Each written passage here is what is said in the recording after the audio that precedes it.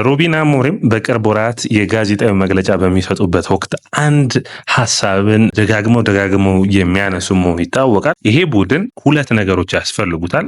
ያም ማለት ነው አንደኛ በአካል ብቃቱ ከፍ ያለ ከዛ ውጭ ኢንተንሲቲ ሊኖረው ይጠበቃል የሚል ነው። ሁለቱንም ሐሳቦች በምታዩበት ጊዜ የማንቸስተር ዩናይትድ ይህ ቡድን ደካማ ሆኖ ከሌሎች የፕሪሚየር ሊግ ቡድኖች ጋር ሙሉ 90 ደቂቃን የሚፎካከር በሙሉ 90 ደቂቃ ኢንተንሲቲ ሊኖረው የሚገባውን መጫወት ግድ ይለዋል። ለዛ ደግሞ የሚያስፈልጉትን ተጫዋቾች መመልመል አስፈላጊ ነው። የማንቸስተር ዩናይትድ የ2025 የክረምት እቅድ ምንድነው ብለን እናያለን። በተለይ ደግሞ የማጥቃት ክፍሎቹ ጋር እንግዲህ አንዳንድ መረጃዎች ወጥተዋል። የተጫዋቾች ዝርዝርም አወጣዋል ማንቸስተር ዩናይትድ የሚለቁና ቡድን ውስጥ የሚቆዩ ተጫዋቾችን። ስለዚህ መረጃዎችን ነግራችኋለን። ማንቸስተር ዩናይትድ ወቅታዊ በሚለው ፕሮግራማችን ደግሞ አሁን ያለው ማንቸስተር ዩናይትድ አጫጭር የሆኑ ፈጣን መረጃዎችን ምናደርሳችሁ ይሆናል። ውድ አድማጮቻችን ይህ ያያ ስፖርት ነው። ላይክ፣ ሼር፣ ኮሜንት ሰብስክራይብ ማድረጋችሁን አትርሱ። የእናንተ ላይክ፣ ሼር፣ ኮሜንት ሰብስክራይብ ብዙዎቹ ጋር እንድንደርስ ያግዘናል። ከዛ ውጭ ግን ውድ አድማጮቻችን በእናንተ እይታ ሐሳቦቹ ላይ የሚያተኩሩ አስተያየቶችን እንፈልጋለን። ማንቸስተር ዩናይትድ ሊያስፈርሟቸው የሚጠበቁ ተጫዋቾችን ነግራችሁና ከነዛ ውስጥ የትኛው ለማንቸስተር ዩናይትድ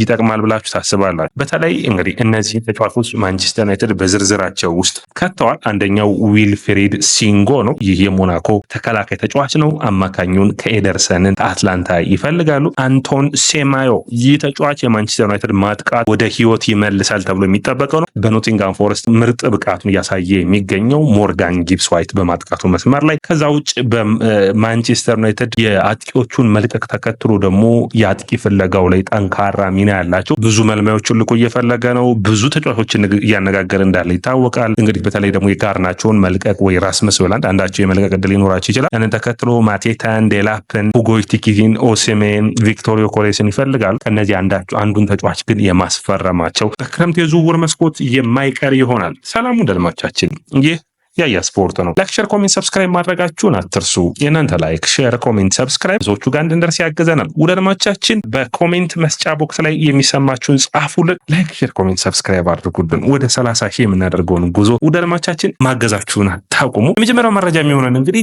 ከማንቸስተር ዩናይትድ የጉዳት መረጃዎች እንነሳ። የሉክ ሻውን የሚመለከት ነው የሚሆነው። ሉክ ሻው በሚቀጥሉ ጨዋታዎች ውስጥ ይደርሳል። ለማንቸስተር ዩናይትድ እንግዲህ አሳሳቢ ነው የሚሆነው።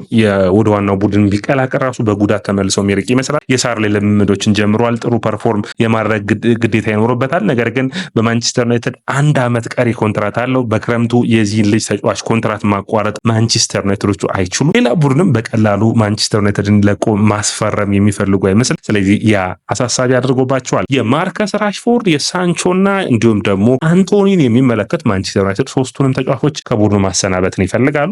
ማርከስ ራሽፎርድን በሚመለከት በራሽፎርድ ጉዳይ ማንቸስተር ዩናይትዶች ጠበቅ ያሉ ንግግሮችን ሙሉ በሙሉ ከቡድኑ እንዲለቅ ይፈልጋሉ። አስቶን ቪላ ላይ የሚመረኮዝ ነው የሚሆነው። አስቶን ቪላ 40 ሚሊዮን ፓውንዱን አክቲቬት የሚያደርግ ከሆነ በአስቶን ቪላ ቤት ይቆያል። ሌላኛው ጀደን ሳንቾን በሚመለከት እንግዲህ ዴቪድ ኦርኔስቴ በጠዋቱ መረጃዎችን አጋርቷል። ያ ምንድነው? ማንቸስተር ዩናይትድ ይህንን ተጫዋች ወደ ቸልሲ እስከ 15ኛ የሚወጣ ከሆነ የመግዛት ግዴታ ይኖርበታል። ግዴታውን የማይፈጽም ከሆነ ግን 5 ሚሊዮን ፓውንድ ቅጣት ይጠብቋል። 25 ሚሊዮን ፓውንድ ደግሞ መግዛት ከፈለገ አክቲቬት የሚያደርገው ክሎዝ ይሆናል። ይህ ለማንቸስተር ዩናይትድ ጀደን ሳንቾን እንግዲህ ቸልሲ ባይገዛው እንኳን ወደ ሌላ ቡድን መሸጥ የሚችሉ ይሆናል። በ20 ሚሊዮን ፓውንድ ብዙ ቡድኖች ለመግዛት ፍላጎት ያላቸው ይመስለኛል። ሌላኛው እንግዲህ የማንቸስተር ዩናይትድ የአንቶኒን የሚመለከተው ከአንቶኒ ሽያጭ 30 ሚሊዮን ፓውንድን ይጠብቃል። ስለዚህ ከሳንቾ 25 ሚሊዮን ፓውንድ፣ ከራሽፎርድ 40፣ ከዛ ውጭ ከአንቶኒ 30 ሚሊዮን ፓውንድ በአጠቃላይ 95 ሚሊዮን ፓውንድን የሚያገኙ ይሆናል ተብሎ ይጠበቃል። በዝውውር መስኮቱ ላይ ለመሳተፍ በጣም አስፈላጊ የሆነውን ገንዘባቸውን መሰብሰብ የሚችሉበት ነው። አሌክሳንደር ጋርናቾን በሚመለከት እንግዲህ ከጋርናቾና ከራስመስ ሆይሉንድ አንዱ የመልቀቁ የማይቀር ይመስላል። ከሁለት አንዱ ማለት ነው። ጋርናቾ የሚለቅበት እድል አሁንም ዝግ እንዳልሆነ ብዙ መረጃዎች ያሳያሉ። በተለይ ደግሞ ከኦሲሜን ጋር ከጣሊያን የሚወጡ መረጃዎች የሚያሳዩት ጋርናቾንና ወይም ኦሲሜንን መዘዋወር ወይም ራስመስ ሆይሉንድና ኦሲሜን ማንቸስተር ዩናይትድ በተጫዋቾች ቅያሪ ላይ የሚቀጥሉት ጊዜያቶች ንግግራቸውን ማድረግ እንደሚቀጥሉ የሚጠበቅ ነው የሚሆነው። ማንቸስተር ዩናይትድ እንግዲህ ከሁለት አንዱን ከለቀቀ በኋላ ግን በማጥቃቱ በኩል ሁለት ተጫዋቾችን በጥብቅ ይፈልጋል። እንግዲህ በጥብቅ የሚፈልጋቸው ተጫዋቾች ሁለት፣ አንድ በ10 ቁጥር አንድ ደግሞ አጥቂ ማስፈረሙ የማይቀር ነው። እንግዲህ ኩኛ፣ ሴማዮ በ10 ቁጥር ሚና፣ ቪክቶሪዮ ኮሬስ በማጥቃቱ ሚና የሚጠበቁ ይሆናል። የራስመስ ሆይሉንድ መልቀቅ ግን ሊያስቸግር ይችላል። ሜይ ቢ ከሃይላንድ እና ከጋርናቾ የመልቀቅ ዕድሉ ሰፋ ያለ እንደሆነና የተሻለን ብቃቱን አውጥቶ ደህና ዋጋ ማውጦ ከአካዳሚ ወጣ ተጫዋች ስለሆነ ለማንቸስተር ዩናይትድ በዝውውር መስኮቱ ላይ ብዙ መሳተፍ እንዲችሉ ያደርጋቸዋል። እስከ 60 ሚሊዮን ፓውንድ እሱን መሸጥ የሚችሉ ከሆነ በ3 ዓመት በምትሉበት ጊዜ እንደኛ ሙሉ በሙሉ እንደ ንጹህ ገቢ ነው የሚቆጠረው ወይም ደግሞ አካዳሚ ወጣ ተጫዋች ስለሆነ፣ ስለዚህ በሌሎች የዝውውር ሁኔታዎች ላይ ማንቸስተር ዩናይትድን በ3 እጥፍ ከዚህ ዝውውር ላይ መሳተፍ ያስችሏል። ያ ጥሩ እድልን የሚፈጥር ነው የሚሆነው። 60 ሚሊዮን ፓውንድ ቢሸጠው እስከ 180 ሚሊዮን ፓውንድ በክረምቱ የዝውውር መስኮት ማንቸስተር ዩናይትድ ለተጫዋቾች የማውጣት አቅም እንዲኖረው ያደርጋል። አልቫሮ ፈርናንዴዝን በሚመለከት አዳዲስ መረጃዎች ወጥተዋል። አልቫሮ ፈርናንዴዝ በቤኔፊካ እንግዲህ ምርጥ ብቃቱን እያሳየ የሚገኝ ነው። አንዱ እንግዲህ ኤሪክ ቴን ሃግ በ4 ሚሊዮን ፓውንድ ወደ ቤኔፊካ የሸጠ ተጫዋች ነው። ምርጥ ብቃቱን በአውሮፓ መድረክም ላይ ይህ ተጫዋች አሳይቷል። አትሌቲኮ ይህንን ተጫዋች ማዘዋወር ይፈልጋል። ማንቸስተር ዩናይትድ ግን አትሌቲኮ ከመግዛቱ በፊት 14 ሚሊዮን ፓውንድ ይህንን ተጫዋች መልሶ የመግዛት መብት አለው። በኔታ ማንቸስተር ዩናይትድ ቡድኑ ውስጥ ሚና የለውም ብሎ እንኳን ቢያስብ ይህ ተጫዋች ትልቅ አቅም አለው። ሚኒመም 25 ሚሊዮን ፓውንድ የሚሸጥ ነው። ስለዚህ ይህንን ተጫዋች አምጦ ለአትሌቲኮ ማድሪድ ማንቸስተር ዩናይትድ መሸጥ የሚችልበት እድል የተሻለ ይመስለኛል። ከዚህ በፊት ይህንን አይነት ተመሳሳይ ሁኔታ ከሪያል ቤትስ የቶተንሃሙን የቀይ መስመር ተመላላሽ የነበረውን ኤመርሰን ሮያልን ማስፈረም ችሎ ነበር። ኤመርሰን ሮያልን ከሪያል ቤትስ አመጡ። ከዛ መልሰው ደግሞ ለቶተንሃም ሸጡት በአንድ የዝውውር መስኮት ሳይሳተፍ። ይህ ምንድነው? የተሻለ ገቢውን ለማግኘት ነው። ስለዚህ ቤኔፊካ ይህንን ተጫዋች በተሻለ ገንዘብ መሸጥ ይችላል። ስለዚህ ማንቸስተር ዩናይትድ ማድረግ ያለበት ተጫዋቹን መግዛት፣ ቡድኑ ውስጥ አንደኛ ተፎካካሪ መሆን የሚችል ይመስለኛል። 14 ሚሊዮን ፓውንድ ጥሩ ግዢ የሚሆን ይሆናል። ስለዚህ ያንን ማድረግ የሚጠበቅባቸው ይመስለኛል። አንድሬ ኦናናን በሚመለከት ኤጀንቱን ሙሉ በሙሉ ቅያሬ አድርጓል። ይህ ለማንቸስተር ዩናይትድ ደጋፊዎች አስደሳች ነው። ኤጀንቱን የቀየረው ደግሞ ከዚህ በፊት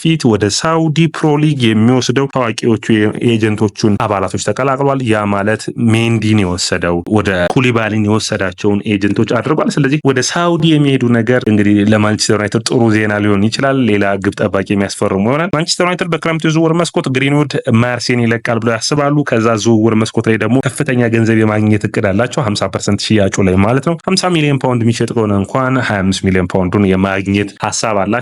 ይህ እንግዲህ ለማንቸስተር ዩናይትድ ሌላ ጥሩ ገቢን የማያመጣ ይሆናል። በመጀመሪያው ሀሳባችን ግን የተነሳንበትን አንርሳና ማንቸስተር ዩናይትድ በክረምቱ የዝውውር መስኮት ማስፈረም ከሚፈልጋቸው የተሻሉ ተጫዋቾች ውስጥ እንጠቅሳለን ብለን ነበር። እንግዲህ ሁለት ነገሮችን አንስተናል። አንደኛ የፊዚካል የአካል ብቃታቸው ወሳኝ ነው። የአካል ብቃት፣ ሁለተኛ ደግሞ ኢንተንሲቲ ያለው ቡድንን ሩበን አሞሪም የመገንባት ፍላጎት አላቸው። ስለዚህ የዚህ ቡድን አካል ለማድረግ ደግሞ ተጫዋቾችን እየመለመሉ ይገኛል። እድሜያቸው ከ27 ዓመት በላይ የሆኑ ተጫዋቾችን ማንቸስተር ዩናይትድ በኢኖስ ስር መመልመሉን ትቷል ማለት ይቻላል። ነገር ግን ከ23 ዓመት በታች ያልሆኑ ለማንቸስተር ዩናይትድ ለአሁኑ ቡድን የሚያስፈልጉ ናቸው። የመጀመሪያው ተከላካይ የሚሆነው እንግዲህ የመሀል ተከላካይ ማስፈረም እቅዳቸው አንዱ አካል እንደሆነ እናውቃለን። በአካል ብቃቱ በኩል ጠንካራ የሆነው በዘንድሮ ሞናኮ ውስጥ ጠንካራ ብቃቱን እያሳየ የሚገኘው ዊልፍሬድ ሲንጎን ነው። ዊልፍሬድ ሲንጎን ከሞናኮ ለማምጣት ማንቸስተር ዩናይትዶች እንግዲህ በተለይ ብዙውን ጊዜ የግራ መስመር የመሀል ተከላካይ ነበር የሚታሰበው። ነገር ግን የቀይ መስመርን ቢመጣ ሌኒ ዩሮ የግራ መስመሩ የሚሸፈን የሚችል ከሆነ ኤደን ሄቨን ካለ ሊሳንድሮ ማርቲኔዝ በአመቱ አጋማሽ የሚቀጥለው አመት የሚመለስ ከሆነ እነዚህን በግራ መስመር ላይ ከያዙ በቀኝ መስመር ላይ ደግሞ የተሻለ ፐርፎርም የሚያደርግ ተጫዋችን ይፈልጋሉ። ሲንጎ እንግዲህ በጣም ጥሩ የሆነ የአካል ብቃት ያለው በቀኝ መስመር ተከላካይነት፣ በቀኝ መስመር ተመላላሽነት የቀኝ መስመር የመሀል ተከላካይ መሆን የሚችል የሚያግዝ ነው። በደንብ ክህሎት ያለው ነው። ፍጥነቱ በጣም ጥሩ የሚባል ነው። ለምሳሌ ፓስ የማድረግ አቅሙን በምታዩበት ጊዜ ወደ ተቃራኒ ሳጥን 4.39 ወይም ደግሞ 4.4 ኳሶችን በጨዋታ ይልካል። 75% ላይ በቀኝ መስመር ተከላካዮች መቀመጥ የሚችል ነው። እሱን ቅጣት ምት ላይ በተቃራኒ ቡድን ውስጥ የሚያደርጋቸው ፓሶች የተቃራኒ ሳጥን ቦክስ ውስጥ የመግባት አቅማቸው በየጨዋታው 0.5 እድሎችን ይፈጥራል። በሁለት ጨዋታ አንድ እንደማለት ነው። ወደ 80% ያክል መቀመጥ የሚችል ነው። ወደፊት ኳስ የመውሰድ አቅሙ ወይም ቦል ፕሮግሬሽን በምንልበት ጊዜ 5 ኳሶችን በጨዋታ ይወስዳል። 84% ላይ የሚያስቀምጠው ነው። የአካል ብቃቱ፣ ፍጥነቱ፣ ኢንተንሲቲን ማምጣት ለማንቸስተር ዩናይትድ የሚያስችል ጥሩ ብቃትም ያለው ተጫዋች ሆኖ ይታየኛል። ሲንጎ መላው አውሮፓ ከሚፈለጉ ምርጥ የመሀል ተከላካይ ተጫዋቾች ውስጥ አንዱ ይሆናል ተብሎ ከሚጠበቁት ውስጥ አንዱ ነው። ሌላኛው የአማካኝ ተጫዋች ነው። በአማካኝ ተጫዋች ማንቸስተር ዩናይትድ በጥብቅ የሚፈልገው ኤደርሰንን ነው። ኤደርሰን በአትላንታ በዘንድሮ ውድድር ዓመት ምርጥ ብቃት ውስጥ ከሚነሱ በጋስፔሪኒ ቡድን ውስጥ ኤደርሰን ጥሩ ፐርፎርማንስ ካላቸው አማካኞች ውስጥ አንዱ ነው። ኳስ የማስጣል አቅሙ፣ ኳሱን ወደፊት የመውሰድ አቅሙ ዘንድሮ በጣም ደግሞ ተሻሽሏል። በተለይ በቦል ፕሮግሬሽን የመከላከል አቅሙም ጥሩ ነው ይታያል። በዘንድሮ የውድድር ዓመት አትላንታ በጣም ምርጥ ብቃታቸው ከታየ አንዱ የሚሆነው የሩዲገር የሉክማን እና የኤደርሰን ቡድን እንደሚመስል በግልጽ የሚታይ ነው። ታክል የሚወርድበትን አቅሙን በምናይበት ጊዜ 62% በጨዋታው ስኬታማ ታክሎችን ይወርዳል። 90% ላይ የሚያስቀምጠው ነው። የአንዳንድ ፍልሚያዎችን የማሸነፍ አቅሙ 0.44 ነው። ይህ ማለት 96% ላይ የሚያስቀምጠው ነው። የአየር ላይ ዱዋሎችን ወይም የአየር ላይ ግንኙነቶችን የማሸነፍ አቅሙ ደግሞ በጨዋታ ውስጥ 1.25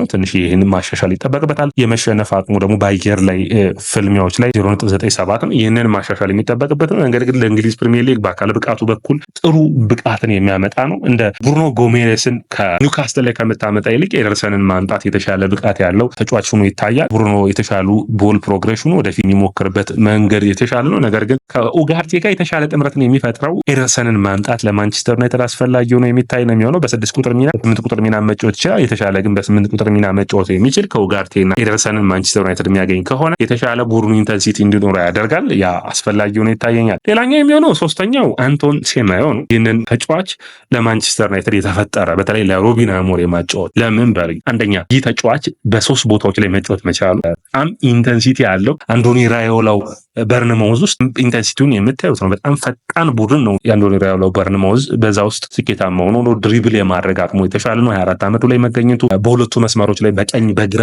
አጥቂ መስመር ላይ እንደ ዊንግ ባክ መጠቀም እንዲችሉ የሚያስችል ነው። ጥሩ ፐርፎርማንሶቹ ናቸው። ምን ጥሩ ጎኖች አሉት ብለን ካሰብን በቀኝም በግራም መጫወት መቻሉ ቨርሳታይል መሆኑ ለማንቸስተር ዩናይትድ አስፈላጊ ነው። ቴኮ ነው የማድረግ ወይም ደግሞ ድሪብል አድርጎ የማለፍ አቅሙ በየጨዋታው 5 ድሪብሎችን ይሞክራል። 71% ስኬት አለው። የተሳካ ቴኮኖቹን ከምናይበት ጊዜ በጨዋታው ከአምስቶቹ ውስጥ ኦልሞስት 3ቱ የተሳኩ ናቸው። ፐርሰንታይል በምናስቀምጥበት ጊዜ ኦልሞስት ወደ 60% የሚደርስ ነው። ይህ ጥሩ የሚባል ብቃቱ ነው። ነገር ግን ማንቸስተር ዩናይትድ በአንድ አጥቂ ብቻ የሚቀር አይደለም። በፊት ለፊት ተጫዋቾቹን በተለይ እነዚህን ብዙ ተጫዋቾችን የሚያጣ ከሆነ ሌላ መስመርም የ10 ቁጥር ሚናውንም ከብሩኖ ፈርናንዴዝ የሚጋራ በተለይ ደግሞ ሜሰን ማውንት ባለፉት ጊዜያቶች የመጎዳቱና በጉዳት መቸገሩን ተከትሎ የሜሰን ማውንትን ቦታ የሚሸፍን ተጫዋች ያስፈልጋል። ይህ ተጫዋች ግን ከአማድና ሴማዮን በሁለቱ መስመሮች ላይ ማንቸስተር ዩናይትድ የሚያደርግ ከሆነ የተሻለ ቡድኖችን የማጥቃት አማራጭ መፍጠር እድል ያለው ይመስለኛል። በመስመሮች መካከል ራሱ አማድ እንደ ዊንግ ባክ በቀኝ መስመር ላይ በመጠቀም ሴማዮን እንደ መስመር አጥቂ በመጠቀም የተለየ ጥምረታቸውን ልናይ የምንችልበት እድል ይኖራል። አጥቂዎች የሚፈጥረው እድል ለቡድኑ የቡድን ተጫዋች የምንለው አይነት ተጫዋች ነው። ሌላኛው የሚሆነው በ10 ቁጥር ሚና ብሩኖ ፈርናንዴዝን የሚያግዘው ሞርጋን ጊብስ ዋይትን ማምጣት የሚችሉ ከሆነ ለማንቸስተር ዩናይትድ በጣም አስደሳች የሚሆን ይመስለኛል። አንደኛ በአካል ብቃቱ በኩል በኖቲንጋም ፎረስት የምታዩትን ጨዋታ ኢንተንሲቲ እዚህ ቡድን ውስጥ የሚያመጣው ይመስለኛል። ምን ጥሩ ብቃቶች አሉት ካላችሁ የአካል ብቃቱ ምንም ጥያቄ የለም። በጣም ጥሩ